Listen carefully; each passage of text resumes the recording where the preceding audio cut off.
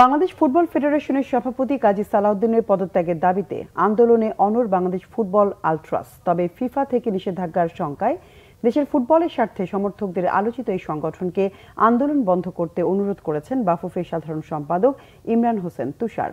কোটা ও বৈষম্য বিরোধী আন্দোলনে আওয়ামী লীগ সরকার পতনের পর বাংলাদেশ ফুটবল ফেডারেশনে সংস্কারের দাবি তুলেছে বাংলাদেশ ফুটবল আলট্রাস।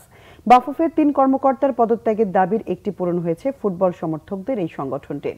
৪ মেয়াদের সিনিয়র সহসভাপতি সালাম মুর্শেদি পদত্যাগ করেছেন। বাফুফের সভাপতি কাজী সালাউদ্দিন ও তার আস্থাভাজন মহিলা ফুটবল কমিটির চেয়ারম্যান মাহফুজা আক্তার কিরণের পদত্যাগের দাবিতে রবিবার সকালে মার্চ টু বাফুফে কর্মসূচি পালন করে বাংলাদেশ ফুটবল আলট্রাস।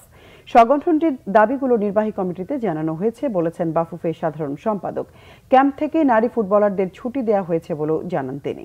অনেকেই বলছে যে পলিটিক্যাল ইন্টারফারেন্স হলেই শুধু সাসপেন্ড হবে, আসলে কিন্তু তা না।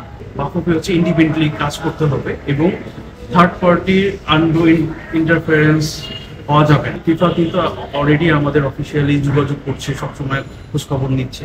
তো এটা আমি দেশবাসীর কাছে প্লাস হচ্ছে ফুটবল প্রেমী যারা আছে, আমাদের সামনে অনেকগুলো টুর্নামেন্ট আছে, 5টা টুর্নামেন্ট আমাদের সামনে। আমরা সাফ উমেন্সের খেলা আছে, তাদের কাছে হচ্ছে যদি এই সিজনের কোনো কারণে সাসপেন্ড হয় তাহলে কিন্তু এই প্লেয়ারগুলা ক্ষতির সম্মুখীন হবে, তারা একটা সিজন খেলতে পারবে না। তো আমি চাচ্ছি সবকিছু মিলিয়ে দেশের ফুটবল যেন ক্ষতিগ্রস্ত না হয়। যে 26শে অক্টোবর আমাদের নির্বাচন, ওখানে কিন্তু নির্বাচন প্রক্রিয়ার সব সুযোগ সামনে রয়েছে। কারো যদি কোনো দাবি থাকে তারা আসুক, নির্বাচন করুক, গণতান্ত্রিকভাবেই বাফুফের দায়িত্ব টেকে পড়েনি।